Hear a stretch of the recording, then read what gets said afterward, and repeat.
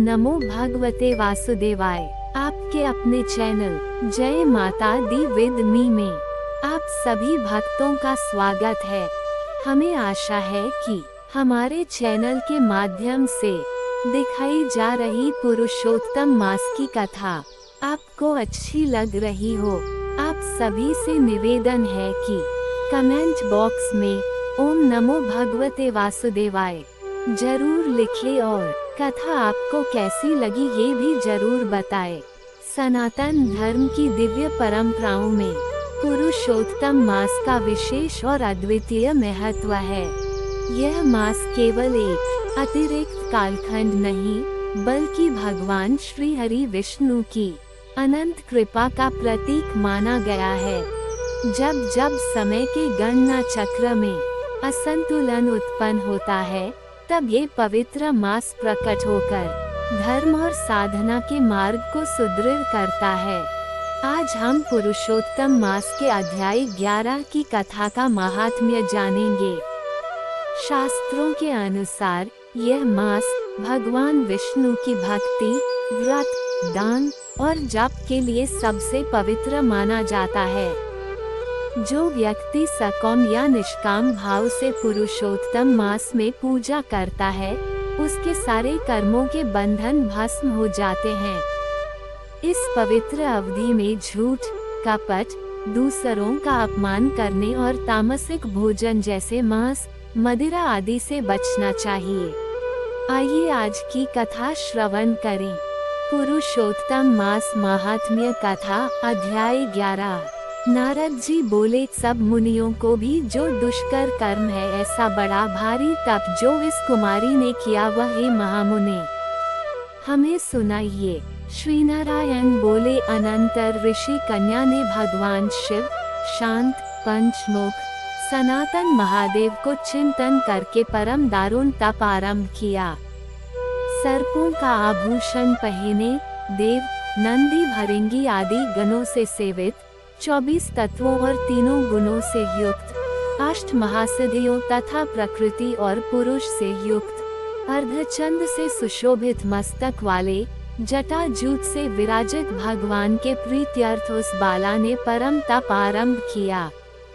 ग्रीष्म ऋतु के सूर्य होने पर पंचाग्नि के बीच में बैठकर, हेमंत और शिशिर ऋतुओं में ठंडे जल में बैठकर खुले हुए मुख वाली जल में खिले हुए कमल की तरह शोभित होने लगी।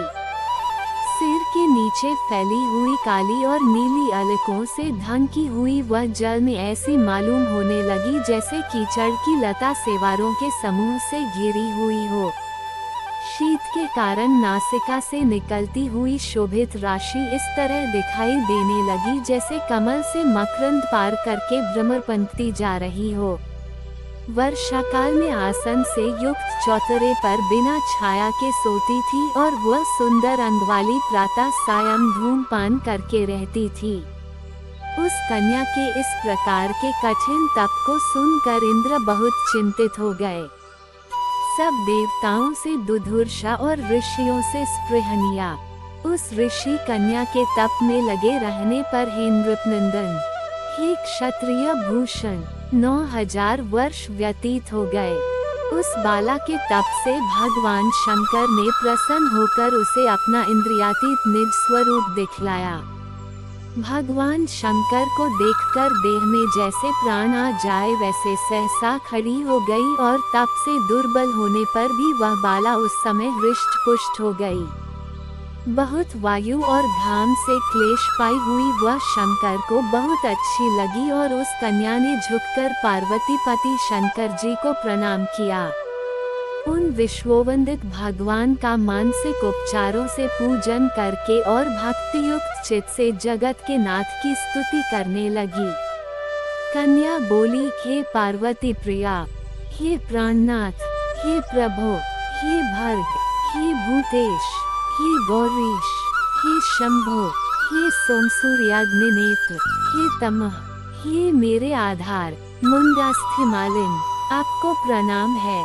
अनेक तापों से व्याप्त है अंगों में पीड़ा जिसके ऐसा तथा परम घोर संसार रूपी समुद्र में डूबा हुआ दुष्ट सर्पों तथा काल के तीक्ष्ण दांतों से डसा हुआ मनुष्य भी यदि आपकी शरण में आ जाए तो मुक्त हो जाता है।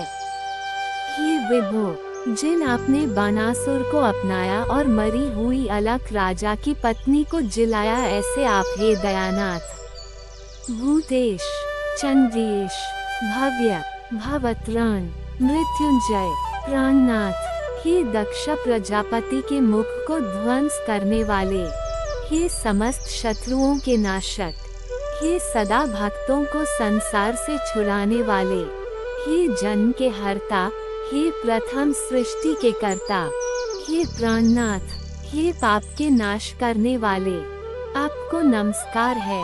अपने सेवकों की रक्षा कीजिए। हे नृप, बड़ी भाग्यवती मेधावी की तपस्विनी कन्या इस प्रकार मन से और वाणी से शंकर की स्तुति करके चुप हो गई। श्री कृष्ण बोले, कन्या द्वारा की हुई स्तुति सुनकर और उसके किए हुए उग्र तप से प्रसन्न मुख कमल सदाशिव कन्या से बोले, हे तपस्विनी, तेरा कल्याण हो, तेरे मन में जो अभीष्ट हो वह वर तू मांग। हे महाभागे, मैं प्रसन्न हूँ, तू खेद मत कर। ऐसा भगवान शंकर का वचन सुन वह कुमारी अत्यंत आनंद को प्राप्त हुई और हे राजन, प्रसन्न हुए सदाशिव से बोली। कन्या बोली, हे दीनानाथ, हे दया सिंधो, यदि आप मेरे ऊपर प्रसन्न हैं तो हे प्रभो, मेरी कामना पूर्ण करने में देर न करें। हे महादेव, मुझको पति दीजिए, पति दीजिए, पति दीजिए, मैं पति चाहती हूँ, पति दीजिए, मैंने हृदय में और कुछ नहीं सोचा है। वह ऋषिकन्या इस प्रकार महादेव से कहकर चुप हो गई। तब ये सुनकर महादेव जी उससे बोले।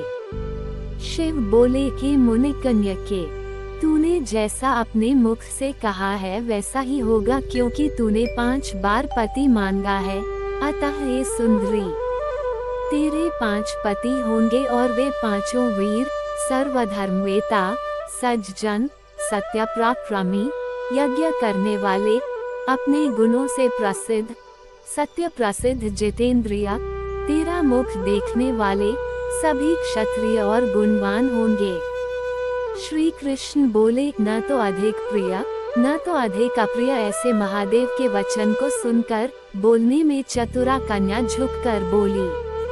बाला बोली, हे गिरिजाकांत सदाशिव, संसार में एक स्त्री का एक ही पति होता है, अतः 5 पति का वर देकर लोक में मेरी हंसी ना कराइए। एक स्त्री 5 पति वाली न देखी गई है और न सुनी गई है।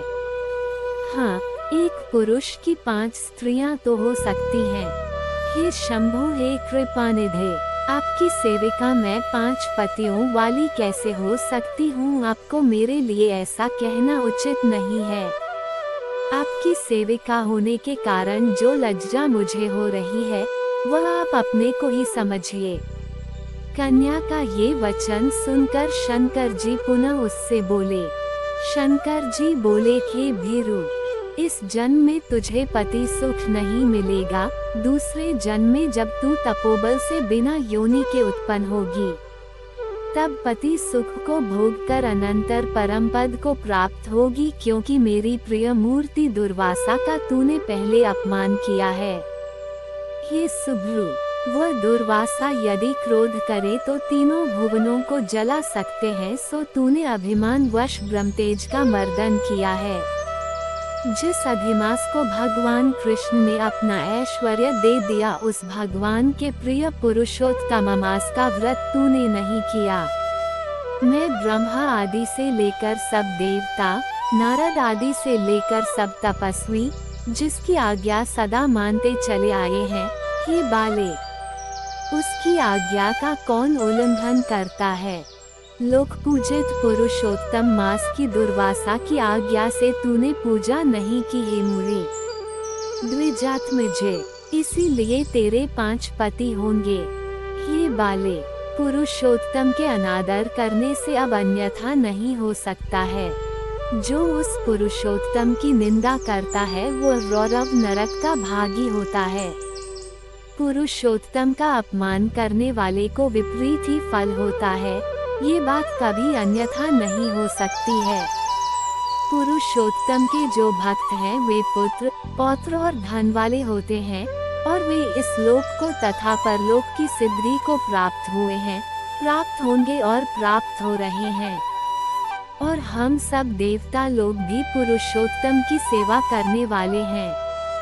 जिस पुरुषोत्तम मास में व्रतादिक से पुरुषोत्तम शीघ्र ही प्रसन्न होते हैं, उस सेवा करने योग्य मास को हे सुमध्य में हम लोग कैसे न भजे।